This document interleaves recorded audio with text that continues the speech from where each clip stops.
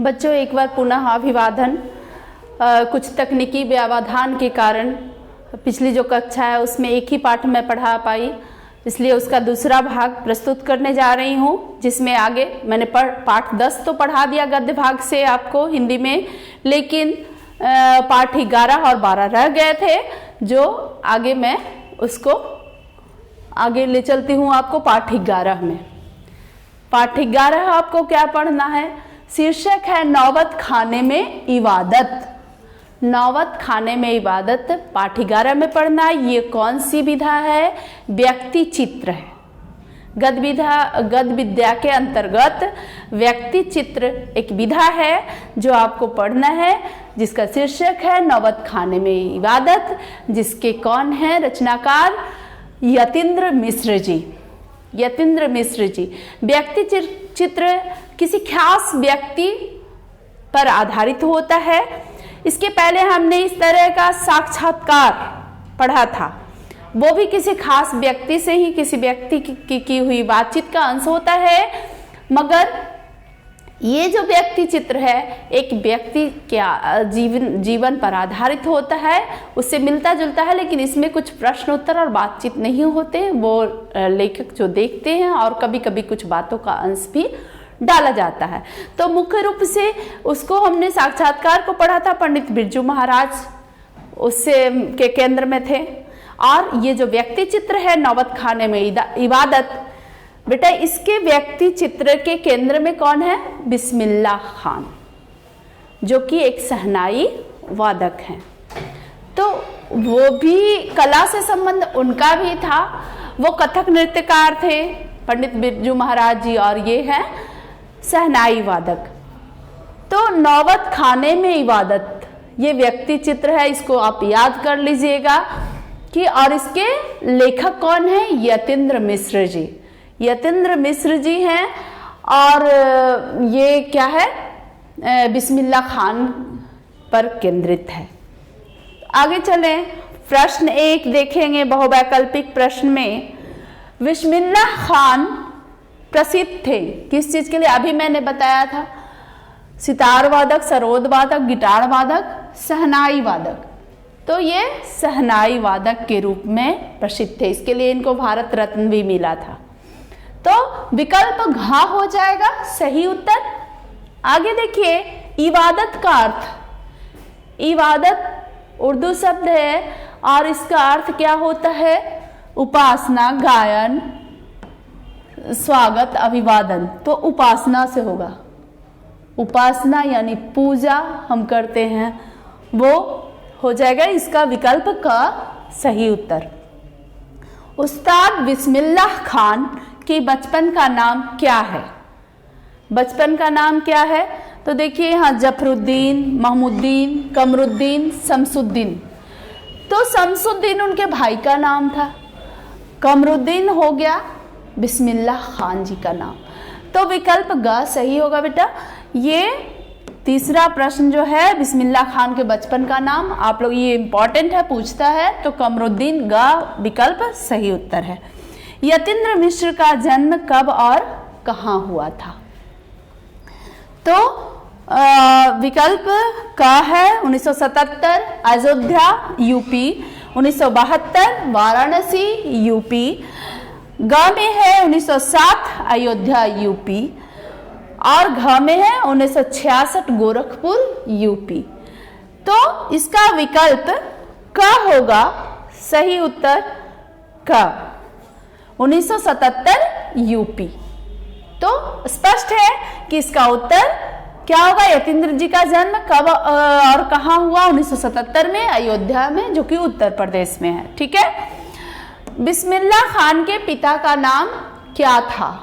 उनके पिताजी का क्या नाम था? सलाम हुसैन खान, पैगंबर बख्श खान, अली बख्श खान, सादिक हुसैन। तो आपको बता दें कि ये जो सलाम हुसैन खान बिस्मिल्लाह खान के कौन थे? परदादा, मतलब दादा के भी पिताजी। और ये अली बख्श खान कौन थे? उनके मामा जी, सादिक हुसैन भी मामा जी, तो ये दोनों मामा जी हो गए, ये परदादा। सबके बारे में जान लीजिए विकल्प को। और पिता कौन हो गए? पैगंबर बख्श खान। ये सब मैंने इसलिए बता दिया, कभी अगर मामा का नाम पूछ दिया, कभी भाई का नाम पूछ दिया, तो आप लोग, भाई का नाम भी मैं पहले बता चुकी हूँ, शमसुद्दीन, फिर परदादा का नाम भी सब आप जान गए। तो इस जो प्रश्न है इसमें क्या पूछा गया है? बिस्मिल्लाह खान के पिता का नाम, तो पैगंबर बख्श खान क्या हो जाएगा? विकल्प ख सही उत्तर। आगे चलते हैं प्रश्न 6 में। प्रश्न 6 है, बिस्मिल्लाह खान के साथ किस मुस्लिम पर्व का नाम जुड़ा हुआ है? मुस्लिम समुदाय में एक पर्व मनाया जाता है जिसका नाम उनसे खास करके जुड़ा हुआ है, क्यों? ये विकल्प पहले देखिए, फिर मैं बताती हूँ क्यों।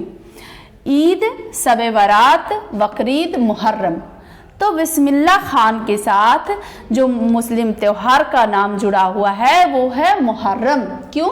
क्योंकि ये उनके लिए बहुत खास होता था।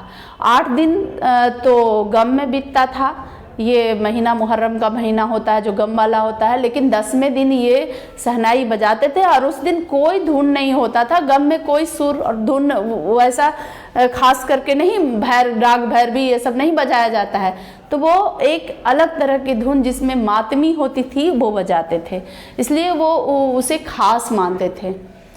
तो यहाँ विकल्प घ सही हो जाएगा। नौबत खाने में इबादत पाठ के केंद्र में कौन है?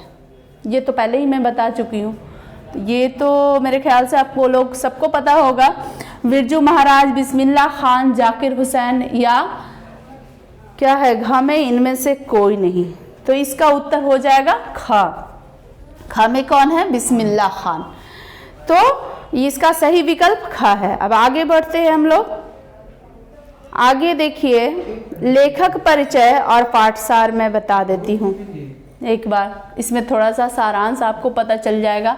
लेखक परिचय, यतीन्द्र मिश्र इसके लेखक हैं। उनका जन्म और जन्म स्थान अभी मैं बताई हूँ, सन 1977 में अयोध्या उत्तर प्रदेश में। अब आगे इन्होंने क्या क्या किया, संपादन किस चीज़ का किया? ये आ सकता है कि थाती पत्रिका किनकी लिखी हुई है, तो आप जानेंगे तब ना। तो इसका संपादन किसने किया? यतीन्द्र मिश्र ने। थाती और अर्धवार्षिक पत्रिका, ये थाती तो पत्रिका थी, अर्धवार्षिक पत्रिका एक और थी जिसका नाम क्या था? अब तक मुख्य, ये अर्धवार्षिक पत्रिका जो थी, नहीं ये तो 3 काव्य है, और अर्धवार्षिक पत्रिका बच्चों यहाँ है साहित्य, जिसका नाम है साहित्य। तो ये 2 पत्रिकाएं थी जिनका ये संपादन किए थे, एक थी थाती और दूसरी अर्धवार्षिक पत्रिका साहित्य। ऐसा भी पूछ सकता है कि साहित्य कैसी पत्रिका थी? अर्धवार्षिक थी, साप्ताहिक थी, पाक्षिक थी, मासिक थी? तो आप लोग इसमें अर्धवार्षिक लगाइएगा। प्रश्न पूछने का तरीका दूसरा हो सकता है, घुमाकर पूछ सकता है, तो आप लोग इसको ध्यान में रखिएगा कि अर्धवार्षिक पत्रिका साहित्य है। और एक और पत्रिका थाती है जिसका भी संपादन इन्होंने किया है। अब तक इनकी मुख्यतः 3 काव्य संग्रह है, मुख्यतः 3 काव्य संग्रह है, जिसमें सबका नाम यहाँ दिया हुआ है, वो याद रखिएगा क्योंकि और भी रचनाओं का नाम पूछता है बहुविकल्पीय प्रश्न में। यदा क्या कदा, अयोध्या तथा अन्य कविताएं। और देखिए, पहला हो गया यदा कदा, दूसरा हो गया अयोध्या तथा अन्य कविताएं, और तीसरी जो कविता संग्रह है वो हो गई क्या? ड्योढ़ी पर आलाप। तो ये तीनों क्या है? काव्य संग्रह, याद रखिएगा, जिनकी रचना इन्होंने किया है। फिर ये जो अब हम जो व्यक्ति चित्र पढ़ रहे हैं, नौबत खाने में इबादत, उसके बारे में जानेंगे कि प्रस्तुत व्यक्ति चित्र नौबत खाने में इबादत जो है प्रसिद्ध शहनाई वादक भारत रत्न उस्ताद बिस्मिल्लाह खान पर केंद्रित है। इस पाठ में बिस्मिल्लाह खान का जीवन, उनकी रुचियां जो वो पसंद करते थे, उनके अंतर्मन के अंतर्नाद, संगीत की साधना आदि गहरे जीवनानुराग एवं संवेदना के साथ प्रकट हुए हैं। संगीत के प्रति किस तरह संगीत को वो साधते थे, क्या मानते थे और उसके प्रति उनके जीवन का क्या अनुराग, क्या प्रेम रहा, ये बताया गया है। तो वो कैसे बताया गया, मैं थोड़ा सा इसका सारांश बताती हूँ कि इनका जन्म बिहार के डुमराव में हुआ था। डुमराव जगह है बिहार में ही। तो वहाँ ये 5-6 वर्ष तक रहे। उनके दादा का पुश्तैनी घर था, वहाँ वहीं रहे और 6 वर्ष के बाद ये काशी चले गए। काशी इनका ननिहाल था। तो इनके जीवन में काशी एक बहुत बड़ा महत्वपूर्ण स्थान रखता है। काशी से इनका बहुत ही अनन्य लगाव था, एकदम बहुत प्रिय था काशी इनको। और ये ऐसा नहीं है कि मुस्लिम संप्रदाय के होके ईश्वर को नहीं मानते थे, ये बहुत ही सच्चे देश प्रेमी थे और इनके लिए हिंदू मुस्लिम धर्म समुदाय ये कोई बड़ी मायने वाली चीज़ नहीं थी। इन्होंने काशी विश्वनाथ मंदिर के पास भी शहनाई बजाई, बालाजी मंदिर के द्वार पे ही शहनाई बजाया करते थे काशी में। गंगा माँ के तट पे गंगा जी से भी सुर की साधना को मांगते थे और अपने अल्लाह मस्जिद में जाकर भी मत्था टेक कर वो जो नमाज पढ़ते थे तो हर रोज़ नेमत में ये इबादत करते समय ये मांगते थे कि सच्चे सुर की का साधक मैं बन पाऊँ, मुझे यह बख्श दो, इस तरह की मुझे वो सच्चे सुर का साधक बना दो। तो इस तरह से इनको ईश्वर में भी आस्था रही और अल्लाह में भी। तो ये कोई इस तरह की कोई सीमा नहीं बांध रखे थे कि इनका कहना था कि अल्लाह हो या ईश्वर दोनों एक हैं। तो इन्होंने इस तरह से सुर को साधा और उसके बाद बहुत ही मजाकिया ढंग से ये वहाँ के हर याद को अपने अंदर समेट रखे हैं, जिसमें कचौड़ी वाली बात हो गई, जलेबी वाली बात हो गई और फिर वो जहाँ से उनको संगीत से जुड़ाव हुआ वो जाते थे उस रास्ते से। ये सुलोचना हीरोइन जो अभिनेत्री थी वो उनके पसंदीदा कलाकार उनकी रही और उनका जब भी थिएटर में पहला शो होता था फिल्म का तो वो बचपन से ही उसे ज़रूर देखते थे। बचपन में क्या करते थे, 6 पैसे में टिकट आती थी 3rd क्लास की, तो वो लेते थे 2 पैसे मामा से, मौसी से और नानी से 2-2 पैसे करके जमा करते थे और पहला ही शो देखने जाते थे। किनकी फिल्म? सुलोचना अभिनेत्री की। तो उनकी प्रिय अभिनेत्री रही। तो ये सारी बातों को उन्होंने अपनी बचपन की याद, यौवनावस्था की, जवानी की यादें बहुत ही अच्छे से इसमें वर्णित किया गया है। और एक बात और है कि उनकी एक शिष्या थी, वो हंसी मजाक से बोली कि आप अभी भी इस फटे हुए तहमद में क्यों रहते हैं, आप तो भारत रत्न प्राप्त है, तो ये फटे तहमद क्यों पहनते? तहमद का अर्थ होता है लुंगी। तब वो हंसकर बोले थे कि ये फटा है लेकिन मेरा जो सुर है वो फटा हुआ नहीं है, इसलिए मेरी पहचान इन सहनाइयों से है। वो बहुत सरल स्वभाव के थे। मेरे तहमद मेरी लुंगी से नहीं है। मैं चाहता हूँ कि मेरी लुंगी फटी रहे तो रहे, लेकिन मेरा सुर हमेशा एकदम ऊंचे तबके का रहे, मेरी शहनाई हमेशा सबके मन में गूंजे, सबके मानसिक पटल पे याद रहे। और यही हुआ। उनके कोई भी व्यक्ति हो, पहनावे से ज़्यादा उसके गुण से जाना जाता है और यही चीज़ उन्होंने सरल स्वभाव के थे। वो कभी उस तरह के आडंबर ढोंग पर विश्वास किए नहीं, सच्चे व्यक्ति। तो उन्होंने बहुत हंसकर जवाब दिया और कहा कि ठीक है, तुम कहती हो तब फटे लुंगी नहीं पहनूंगा, ये ऐसा उन्होंने कहा। लेकिन उन्हें बहुत बुरा लग रहा था जब वो वृद्धावस्था में थे, तो उन्हें लग रहा था कि ये जो दुनिया है बहुत सारी चीज़ बदल रहे हैं, सुर के मायने बदल रहे हैं, गाने जो जिस तरह के होते थे उस तरह के नहीं आ रहे हैं, कलाकार ही दूसरे तरह के होते जा रहे हैं। तो कहीं ना कहीं उनका मन इस बात से क्षुब्ध रहा था कि सारी चीज़ बदलती जा रही है। जो काशी की गलियां थी, लेकिन मुझे ऐसा लगाव है कि अभी भी काशी वैसी ही लगती है। काशी से उन्हें बहुत प्यार था, उसकी संस्कृति से उन्हें प्यार था। काशी को वो आनंद कानन कहते थे आनंद कानन, जहाँ आके लोगों को प्राण की मुक्ति मिलती है, सीधा स्वर्ग जाते हैं, उस तरह की भूमि वो भी मानते थे।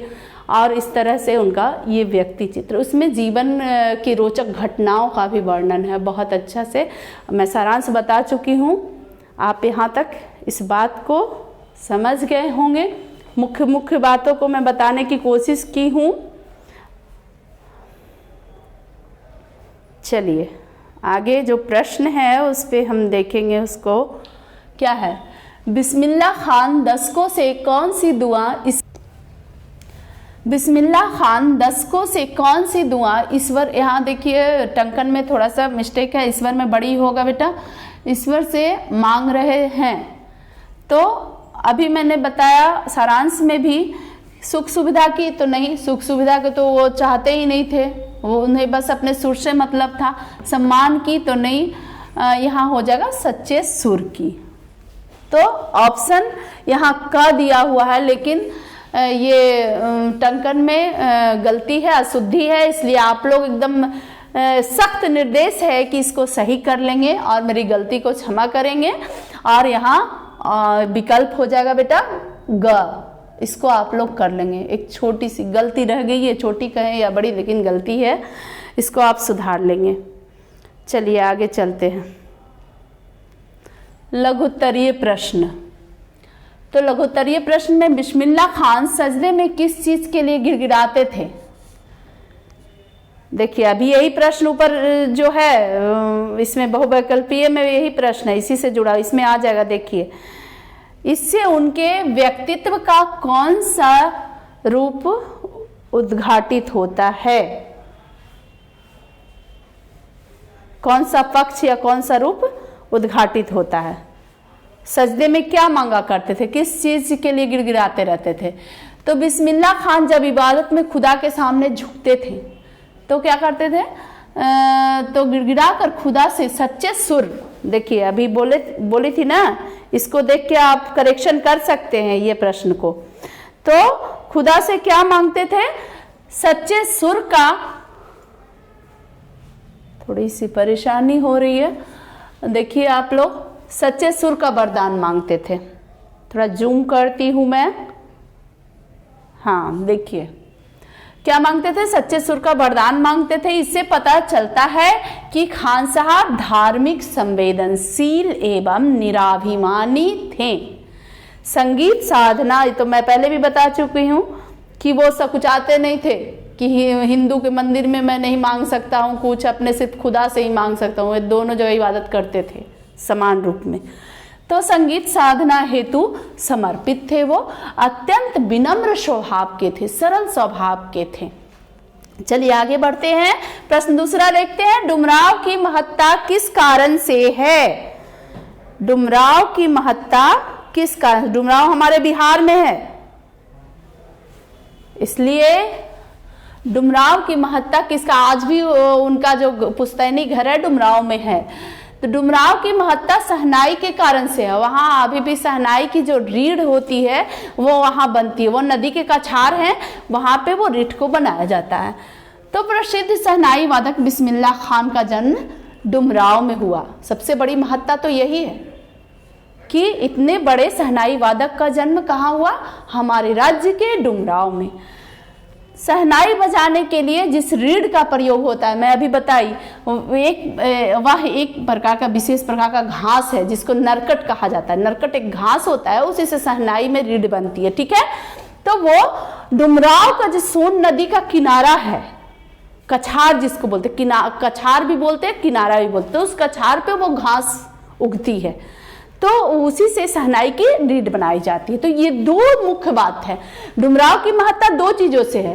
एक तो हमारे डुमराव के बिस्मिल्लाह खान जी इतने प्रसिद्ध सहनाई वादक हुए, और अभी तक वो जो सहनाई में एक विशेष प्रकार की घास जिससे रीढ़ बनाई जाती है वो कहाँ पाई जाती है, डुमराव में, सोन नदी के कछार पे, ठीक है। आगे बढ़ते हैं, प्रश्न 3 देखेंगे।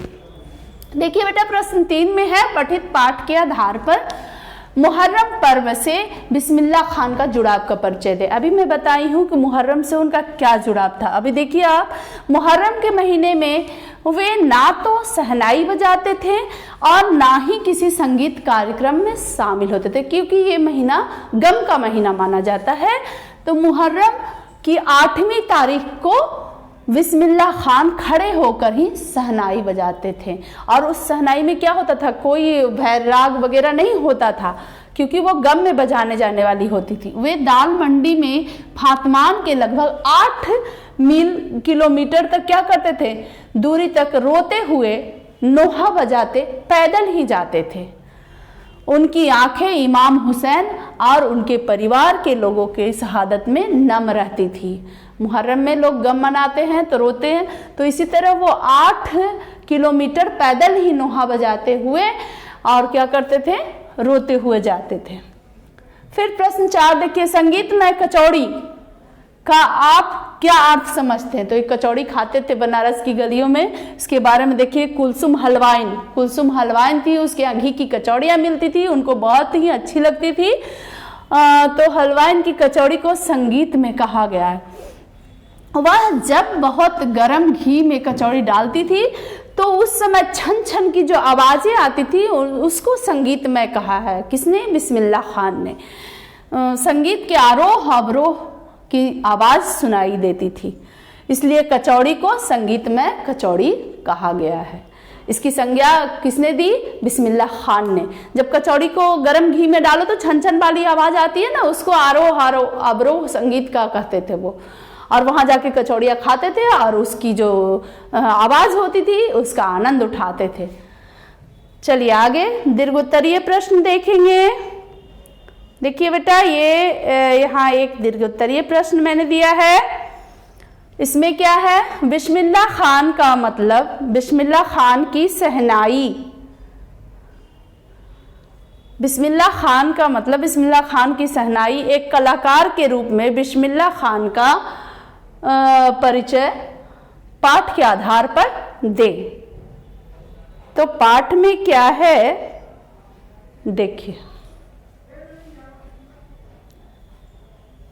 उस्ताद बिस्मिल्लाह खान का जन्म डुमराव बिहार के एक संगीत प्रेमी परिवार में हुआ। यहाँ अमीरुद्दीन नहीं होगा, कमरुद्दीन। ये टाइपिंग मिस्टेक है बेटा, इसको ठीक कर लीजिएगा, कमरुद्दीन होगा। 5-6 वर्ष की उम्र में ही वह अपने ननिहाल काशी चले गए। डुमराव की इतनी महत्ता है कि शहनाई की रीड बनाने में काम आने वाली नरकट वह सोन नदी के किनारे पाई जाती है। मतलब इस जो व्यक्ति चित्र में आपने पढ़ा और उसमें बिस्मिल्लाह खान के बारे में जो खास बातें हैं, जो आपको लग रहा है कि वो खास हैं, उसको इसमें देना है। बिस्मिल्लाह खान के परदादा कौन थे? उस्ताद सलार हुसैन खान, जो कहाँ के निवासी थे? डुमराव के। बिस्मिल्लाह खान उस्ताद पैगंबर बख्श खान और मिठन के छोटे साहबजादे थे, सबसे छोटे बेटे थे। 4 साल की उम्र में ही नाना की शहनाई को सुनते और शहनाई को ढूंढते भी थे। वो उन्हें अपने मामा का सानिध्य बचपन से ही प्राप्त था।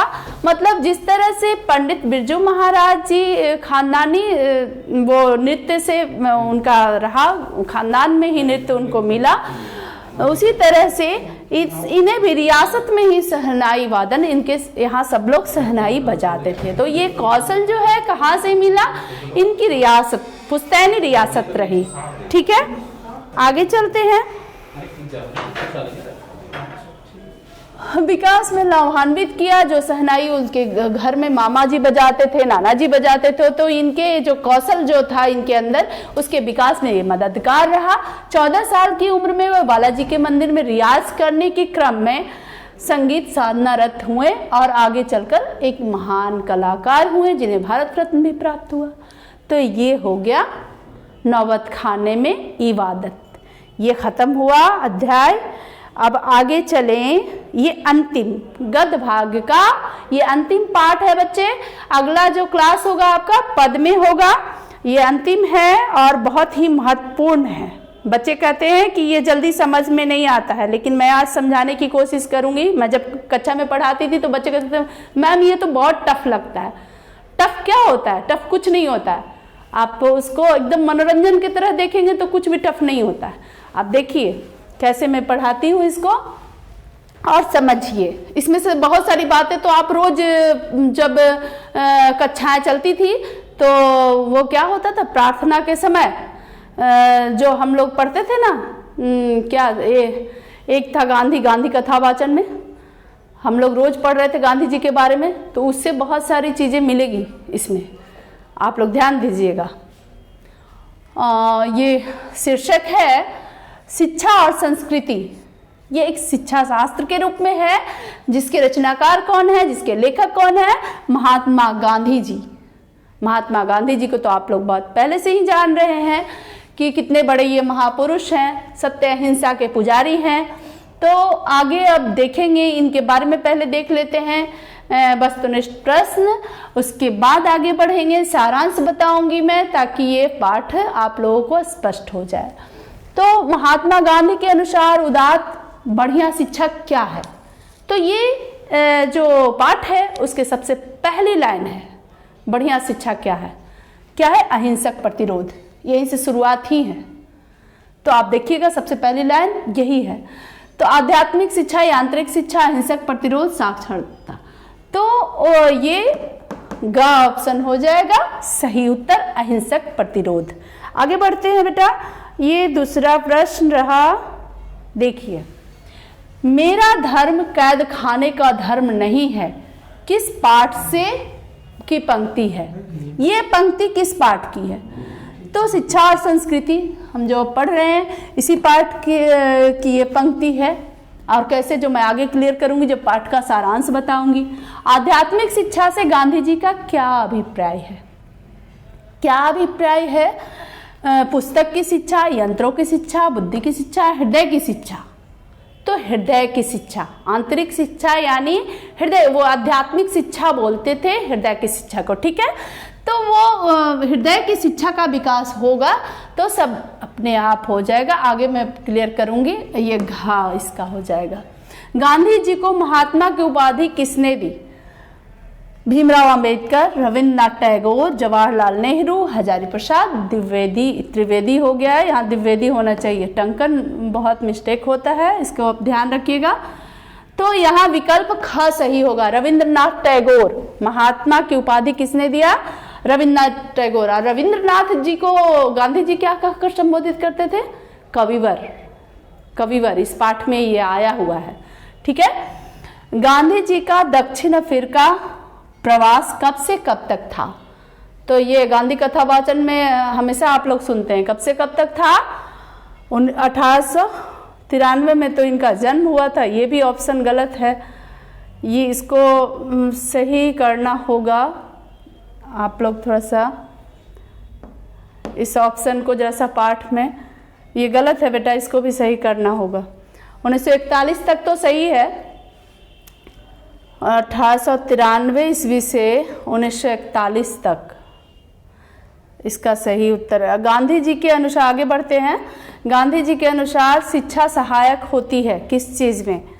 तो ये सारे चीज़ में, शरीर के विकास में, बुद्धि के विकास में, आत्मा के विकास में, ये उपयुक्त सभी में शिक्षा सहायक। अगर सही मायने में आप शिक्षित हैं तो ये सारे चीज़ों का विकास आप में होगा। क्या क्या? शरीर का विकास, बुद्धि का विकास, आत्मा का विकास, और ये सभी हो जाएगा। आगे चलते हैं।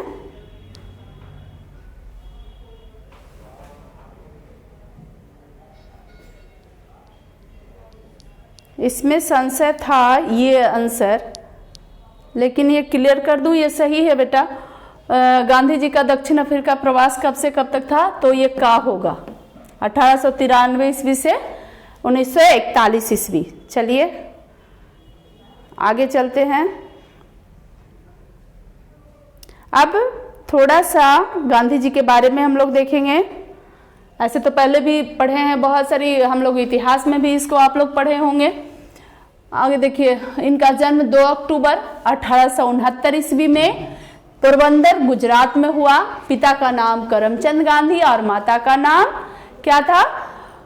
ये देखिए, माता का नाम पुतली बाई था। गांधी जी को रविन्द्रनाथ ठाकुर ने महात्मा कहा। उन्हें बापू और राष्ट्रपिता के नाम से भी जाना जाता है। रचनाएं इनकी जो प्रमुख है वो हिंद स्वराज, सत्य के साथ मेरे प्रयोग आदि पुस्तकें तो इन्होंने बहुत लिखी।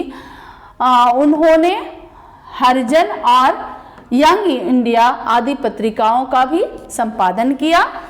30 जनवरी 1948 को नई दिल्ली में उनकी हत्या कर दी गई थी। गांधी जी की स्मृति में पूरा राष्ट्र 2 अक्टूबर को अहिंसा दिवस के रूप में, इसमें बहुत सारे प्रश्न आ गए, कौन कौन से पत्रिका का संपादन किया, कौन से पुस्तक उन्होंने लिखी, और उनको महात्मा किसने कहा। गांधी जी को बापू और राष्ट्रपिता भी कहा जाता है। जन्म और जन्म तिथि तो आ ही गई, माता पिता का नाम आ गया। फिर अहिंसा दिवस के रूप में कब मनाया जाता है, तो 2 अक्टूबर को गांधी जयंती को अहिंसा दिवस के रूप में मनाया जाता है। तो ये इतने सारे प्रश्न आ गए हैं और बहुत सारी बातें हैं इनके बारे में, तो जितना भी कहो कम ही पड़ेगा। लेकिन जो महत्वपूर्ण बात है, चूंकि समय का ध्यान रखना है, इसलिए आप लोगों को ये संक्षेप में मैं बताई हूँ। ठीक है, ये तो आप लोग जानते ही हैं कि दक्षिण अफ्रीका गए, पहले वो लंदन से वकालत किए, फिर दक्षिण अफ्रीका में गए, जहाँ से वो उसके बाद फिर ये सत्याग्रह आंदोलन के लिए वहीं से शुरुआत, वहीं पे नींव पड़ी। और कहीं न कहीं इसको टॉलस्टॉय फर्म में, या फिर टॉलस्टॉय फर्म और एक फिलीपींस मठ में इसका इन्होंने बहुत अच्छा प्रयोग किया। किस चीज़ का? सत्याग्रह का। चलिए अब प्रस्तुत पाठ में क्या पढ़ना है। ये एक शिक्षा शास्त्र है और थोड़ी सी इसमें उच्च कोटि की हिंदी का प्रयोग किया गया है। कुछ इस तरह के शिक्षा शास्त्र के बारे में डाला गया कि बच्चों को किस तरह की शिक्षा और संस्कृति देनी चाहिए। तो पहले मैं एकदम ठेठ भाषा में बताती हूँ कि बहुत पहले आप लोगों ने, या फिर अभी जो नई शिक्षा नीति आ रही है उसमें बुनियादी शिक्षा का जिक्र किया जाएगा। और सबसे पहले बुनियादी शिक्षा के बारे में बुनियादी पाठशाला महात्मा गांधी ने खोला था, जिसमें बुनियादी शिक्षा है क्या ये जाने। पहले बुनियादी शिक्षा है कि जिस बच्चे के अंदर, सबके अंदर कुछ न कुछ रचनात्मक उस तरह का कौशल होता है, तो उस कौशल को विकास करने के लिए बचपन से उस चीज को जान ले और बच्चा आत्मनिर्भर बने। वो क्या था? बुनियादी पाठशाला क्या था? उसमें सब पढ़ते भी थे और जो उनका खर्च होता था वो उन्हीं से निकलता था। कैसे? पढ़ते भी थे और वो बनाते थे, बुनते थे, कताई करते थे, बुनाई करते थे, जिससे उनका खर्च निकलता था। और वो एक तरह से लघु उद्योग के रूप में भी हो जाता था, कुटीर उद्योग जिसको बोलते हैं। तो इस तरह की शिक्षा, और बुनियादी शिक्षा सिर्फ ये कौशल विकास ही नहीं, कौशल विकास से इनका मानना था, अभी मैंने बताया, बुद्धि, आत्मा, शरीर सबका विकास करना। तो कैसे? इनका कहना था कि वर्णों की पहचान से हमारी शिक्षा नहीं शुरू होती है। ये तो शिक्षा शास्त्र में ये बताया गया है कि बच्चा जब माँ के गर्भ में होता है तभी से सीखता है।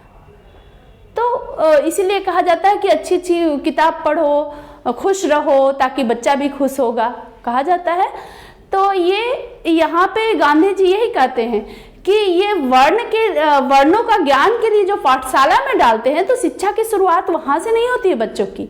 बच्चों की शिक्षा तो घर में होती है, और कैसे उसमें बुद्धि विकास और अध्यात्म और अच्छी अच्छी बातों को डाला जाता है, कैसे उसमें घृणा को प्रेम से सहने की शिक्षा दी जाती है, और घृणा को प्रेम से, और असत्य को सत्य से, और फिर कष्ट को सहन से। ये 3 बातें जो याद रखेंगे वो अहिंसा के पुजारी हो जाएंगे। क्यों होंगे? क्योंकि उनमें इस तरह की बातों को सहने की शक्ति आ जाएगी, जिससे वो अहिंसक ही रहेंगे, हिंसा के प्रति कभी उद्वेलित होंगे ही नहीं। कैसे? ये देखिए, इसमें तीनों का विलोम शब्द भी हो गया, प्रेम का घृणा, और सत्य असत्य, और कष्ट सहन शक्ति। तो वो ये गांधी जी का कहना कि बच्चों में इस तरह की विकास कीजिए, उनकी जो ज्ञानेंद्रियां हैं उस तरह से विकास कीजिए, उनके शरीर को भी उस तरह से विकसित कीजिए, ताकि वो आगे चलकर एक स्वच्छ समाज की नींव डालें। तो गांधी जी का ये कहना है।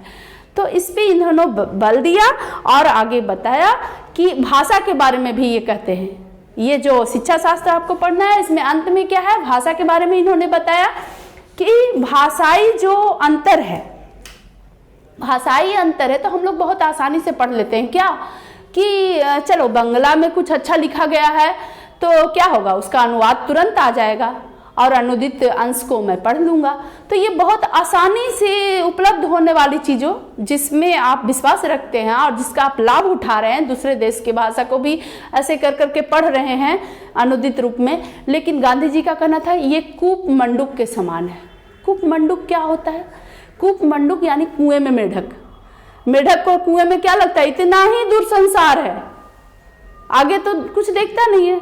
तो कुएं वाला मेढक अच्छा होगा कि बड़ा सा विस्तृत वो समुद्र नाला वाला में जो चलता रहता है वो?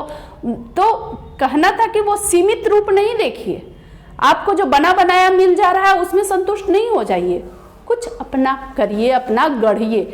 और उसमें भी उन्होंने सभी संस्कृति को, सभी देशों की संस्कृति को आदर किया, लेकिन कहा कि आप लोग देश विदेशों हर जगह अपने ये अर्थोपार्जन के हेतु जा रहे हैं, लेकिन बहुत तरक्की कर रहे हैं, मशीनी युग आ गया, बहुत लोग आगे बढ़ रहे हैं, करोड़ों करोड़ों अरबों अरबों कमा रहे हैं, लेकिन क्या है, इसके साथ ही आप क्या याद रखिए कि हमारा देश सबके लिए मन में आदर, लेकिन सर्वोपरि किसे मानिए? अपने देश को, अपने देश की सभ्यता, अपने देश की संस्कृति, अपने देश के लोग, अपने देश की भाषा सर्वोपरि है। ये मानने के लिए कौन कहते हैं? हमारे महात्मा गांधी जी, राष्ट्रपिता जी, जो कि आज के लोगों में, खास करके आज के बच्चों में मैं देखती हूँ कि थोड़ा सा बिहार से चले गए दूसरे राज्य तो कहने लगे यहाँ की तो ऐसे है, वहाँ की तो ऐसे है, वहाँ ऐसे है। ये नहीं, ऐसे क्यों है? ये हमारा देश है, ये नहीं होना चाहिए, ठीक है। और देश से अगर विदेश में चले गए तो विदेशों का गुणगान करने लगते हैं। अरे मानते हैं कि ठीक है, लेकिन हमारा देश भी, हमारे जो नियम है, हमारे नियम कानून है, सब धीरे धीरे खत्म करते जा रहे हैं। हमारी जो नई पीढ़ी है, नई जनरेशन जो है, वो क्या करती है? लेट तक सोते रहेंगे। क्यों? विदेशों में सब सोते हैं। बहुत सारे हम लोग पश्चिमी देशों की नकल उतारने लगे हैं, चाहे वो पहनावा हो, रहन सहन हो, बोल चाल हो, हम लोग बहुत नकल में जीने लगे हैं। तो गांधी जी यही चीज को नहीं करना चाहते हैं। वो कहते हैं कि आदर भाव रखिए, सीखिए, सब कुछ जानिए, लेकिन अपने देश की भाषा, अपने देश के पहनावे, अपने देश के रीति रिवाज, इसकी अवहेलना नहीं करना चाहिए। सही मायने में शिक्षित व्यक्ति वही है जो अपने देश, भाषा, बोली, रीति रिवाजों के प्रति अपना जो आदर है, सम्मान है, अपना भाव है, अपनी भावनाओं को जोड़ के रखता है। तो इसमें 2-3 बातों को कही गई। एक तो कौशल विकास के लिए, एक सर्वांगीण विकास बच्चों का कैसे हो, जिस तरह घरेलू परिवेश कैसा हो कि बच्चे अच्छे बने, शरीर से, बुद्धि से, मन से, हर चीज से बच्चे मजबूत हो सके, जिसके अंत में क्या कहते हैं कि मैं ऐसे ही समाज चाहता हूं जिसके भरोसे मैं इस देश को छोड़ सकूं। ऐसी ही पीढ़ी, ऐसा ही कोई व्यक्ति चाहता हूं। कोई क्या, सभी पूरे देश को ऐसा मैं बनाना चाहता हूं। महात्मा गांधी ने ऐसा कहा है। तो बच्चे, आप लोग इससे बहुत सारी बात सीख सकते हैं, सीखने योग्य है। बहुत सारे लोग जो आके विदेशों का गुण गाते हैं और अपने देश को खराब करते हैं, उनको इस बात को समझा सकते हैं कि हमारे यहाँ भी सारी चीज़ें हैं, सारी आधारभूत संरचना है। जरूरी क्या है कि उसको सही रूप में कैसे हम उपयोग करें। और हमारे जो रीति रिवाज है उसके तो विदेशों में भी ये उदाहरण दिया जाता है। हमारी जो संस्कृति है उसको सर्वोपरि माना जाता है, तो हम क्यों इसकी अवहेलना करें। तो इस बात को आप समझिए, यही शिक्षा शास्त्र में कहा गया है। तो ये हो गया सारांश। अब इसमें जरा सा देख लें, प्रस्तुत पाठ शिक्षा और संस्कृति शिक्षा शास्त्र के अंतर्गत आता है। इस किसके अंतर्गत आता है ये प्रश्न में पूछेगा, तो शिक्षा शास्त्र के अंतर्गत। इस पाठ में हरिजन, यंग इंडिया जैसे ऐतिहासिक पत्रों में, जिसमें उनके जो आलेख होते थे गांधी जी के, वो आते रहते थे, तो इसके अंदर वो आते थे, उसी में से इस अंश को लिया गया है। ऐतिहासिक पत्रों के प्रलेखों से संकलित संपादित बापू जी की विचार इसमें प्रस्तुत है। इस पाठ में राष्ट्रपिता के क्रांतिकारी शिक्षा दर्शन के अनुरूप वास्तविक जीवन में उपयोगी व्यावहारिक दृष्टिकोण और विचार हैं। यहाँ एक जगह ये भी उदाहरण देते हैं कि आप लोग विदेश में जाएं, विदेशी सारी चीज़ों को जानें, जिस तरह के, लेकिन उसका कैसे देश में आकर उपयोग करें, जैसे सुभाष चंद्र बोस ने किया था, लाला लाजपत राय ने किया था, उस तरह से। और कविवर किसको बोले हैं? रविंद्रनाथ टैगोर जी को। तो ये सब लोग, और गांधी जी खुद भी विदेश गए थे, तो उस तरह का आचरण करने बोलते हैं। ये नहीं कि हम तो बहुत बड़े विदेश घूम के आ गए, ठीक है। तो ये देखिए, क्रांतिकारी शिक्षा दर्शन के अनुरूप वास्तविक जीवन में उपयोगी व्यावहारिक दृष्टिकोण, ये बिल्कुल वास्तविक जीवन का यथार्थ सच्चाई इसमें वर्णन है कि कैसे किस तरह से व्यावहारिक दृष्टिकोण से बच्चे को अच्छे संस्कार दिए जा सकते। विचार हैं जिनके बल पर आत्मा, बुद्धि, मानस एवं शरीर के संतुलित विकास के साथ मनुष्य के नैतिक विकास, ये सारे के साथ में नैतिकता बहुत जरूरी है। जिस चीज के लिए हमारा देश जाना जाता है, नैतिकता, वो किसी और देश में इतना नहीं है जितना भारत में है, तो वो जरूरी है। तो नैतिक विकास के लिए जरूरी प्रेरणाएं हैं किस चीज में? इस शिक्षा शास्त्र में। गांधी जी के सिद्धांत और विचार हमारे साधारण रोजमर्रा के जीवन व्यवहार से गहरे अर्थों में संबंध रखता है, बिल्कुल रखता है। हर चीज में उनकी बातों को अमल करें। बच्चों, ये क्या बोरिंग था? नहीं था? तो इसको आप लोग ऐसे एकदम व्यवहार के रूप में देखेंगे तो ये बहुत ज्यादा टफ नहीं है। बहुत सारे बच्चे इसको छोड़ देते हैं, अरे ये तो बहुत टफ लग रहा है। ऐसी बात नहीं है, ये बहुत अच्छा पाठ है, आप लोगों को अच्छा मानव बनाने की शिक्षा देता है, इसलिए इस पर अमल करें। आपने सुन लिया शिक्षा शास्त्र को, गांधी जी द्वारा जो लिखित है, और इस पर अमल करें। सुनने से ज्यादा जो जो बात मैं आज बताई हूँ कक्षा में, अपने जीवन में लाएं, उसको उपयोग में लाएं, तभी उनका सपना साकार होगा और सार्थक होगा। चलिए प्रश्न की ओर बढ़ते हैं। ये अंतिम पाठ है हमारा। अब पद में हम लोग जाएंगे अगले क्लास से।